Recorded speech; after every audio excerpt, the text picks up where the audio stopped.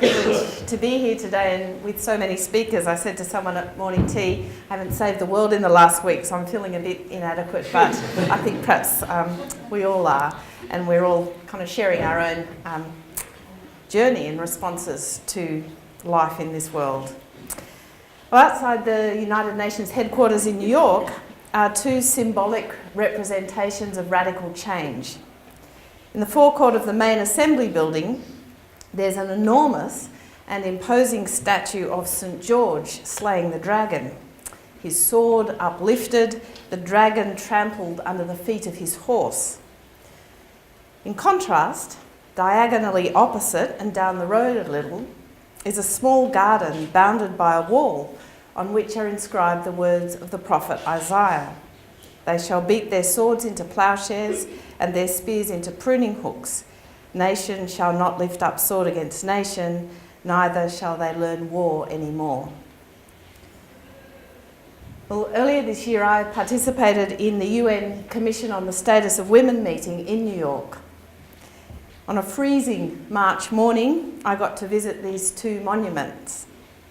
And in that kind of biting wind, I was struck by the profoundly different visions of change they offered. As I see it, the statue of St. George and the dragon portrays a warlike and dualistic vision, a picture of alienation. The dragon is evil and must be slain, must be destroyed, must be as if he has never been. No relationship is possible here. The dragon is a problem to be conquered, and St. George a heroic figure saving the world. Well, 50 metres down the road, Isaiah offers a more encompassing, all-involving vision, a vision not of annihilation, but of transformation. Here the swords are beaten not out of existence, but into a new and useful form. They become the raw material for ploughshares, tools of agriculture and cultivation, productive and sustaining of life rather than death. And it made me wonder about these two monuments and what they suggest about how their contrasting visions of change might contribute to healing in our fragile and threatened world. And it seems to me that if we desire real change, lasting and life-giving change, then surely we must move beyond the win-lose approach of St. George to embrace the more holistic, transformative vision proffered by Isaiah. In the meeting that I was at, we were looking at violence against women, which obviously can never be eliminated by some kind of female victory over male oppressors, but only by transformed relationships all round. Poverty can't be eradicated, climate change can't be halted, peace between nations celebrated simply by cutting off or destroying part of the world as we know it, but only by engaging and transforming the people and systems that generate poverty and unsustainable development and war. In the quest for justice and authentic relationship, contrasts resulting in winners and losers provide interim solutions at best and usually end up creating more problems of their own, and we only need to think about places like Iraq and Afghanistan, Israel and Palestine. It's the process of transformation and reconciliation that offers real hope for the future. And all this bears deeply on our theme for this conference, Be the Change. As the theme suggests, meaningful change is more than just fixing some external problem, and Paul spoke of that. Change starts with us and with our own deepening integrity and wholeness. But how do you hear that? Is it simply a call to try harder, trampling ruthlessly on the bits in us that don't fit or live up to the vision, like St. George on his horse trampling the dragon? Or is it an invitation to yield ourselves, including those bits of us that feel threatened, inadequate, or rejected, and which then make us respond out of anxiety or defensiveness or threat? yielding those parts of ourselves to a deeper process of healing and transformation. Thomas Merton was an American Trappist monk who advocated tirelessly for peace in the 1960s under the shadow of nuclear war and also racism in American society. He said, anyone who attempts to act and do things for others or for the world without deepening their own self-understanding, freedom, integrity, and capacity to love will not have anything to give others. They will communicate nothing but the contagion of their own obsessions, aggressiveness, ego-centred ambitions, delusions about ends and means, doctrinaire prejudices and ideas. The process of transformation takes us beyond sincerity and sheer moral effort to a place of humility where we can ask questions, a place of healing and life. As the Zen saying puts it, when you find peace within yourself, you become the kind of person who can be at peace with others. Being at peace, you become capable of creating peace. In 1994, at his inauguration as president of the new democratic South Africa, Nelson Mandela danced. I was very moved by his joy, but also puzzled. How could he dance so freely when so much of the suffering of his country was unresolved? How could he be this free in the face of such challenge?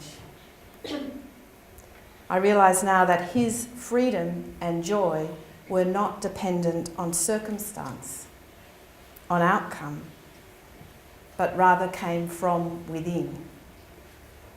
He was free and unthreatened in himself. It was his being free that opened further freedom to others. So how do we undergo that kind of transformation?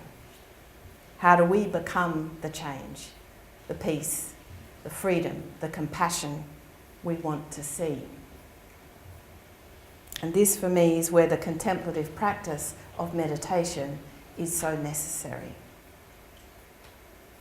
Meditation is a disciplined practice of silence and stillness. What's radical about it is it allows me simply to be with all of myself and open to the reality that transcends and gradually transforms me. I don't think about myself or my plans. I don't try to feel anything in particular or be anything in particular, not good or noble, not anxious or self-justifying. For the time of meditation, I just sit there with my attention focused away from myself onto the breath or the mantra. And strangely, mysteriously, over time, this practice is profoundly reconciling. It increases my freedom to be and act. It deepens my attention to the world. Richard Rohr says only people who are in the process of being transformed are able to offer themselves to transform the world. Everything else risks, as Thomas Merton said, the contagion of our own obsessions and compulsions. Meditation is a practice of transformation, a way to become the change we long for. For activists involved in the work of justice, this contemplative practice and the transformation it affects in us, in our work and our relationships, makes a profound difference. Now, it's not even subtly all about me. Me making a difference. Me justifying my existence. Me being a hero. me alleviating my discomfort or guilt, me realising my projects or grand visions, as we heard earlier. Instead, I am liberated from self-concern to attend to reality and to offer myself lovingly to participate with others in the work of justice. And I wonder if this is the kind of death that leadership is. We heard in the last speaker, leadership means death. Maybe it's the death of this anxious, self-justifying self, which brings no freedom, and the liberation into a bigger self. And what matters then primarily, working from this place, is not our ego's assessment of success or failure, but our solidarity and our faithfulness. And this is what allows us to keep being in the space where the problems seem overwhelming. It's not about success, it's about solidarity and faithfulness. Without contemplative awareness, much of our action is simply reaction, all bound up with our insecurity, fears, and defensiveness, more likely to pull down than build up, to destroy than create. St. George looked like he was slaying a mighty foe, but at what price was this victory? There's no sense of what was left in the wake of the carnage. If the future of the world depends ultimately on a more compassionate response, a more redemptive vision, the turning of swords into ploughshares and spears into pruning hooks, then a slower, deeper, more reconciling work is called for. And that means that only those who offer themselves as part of the whole to be so reconciled and renewed will be the change we need.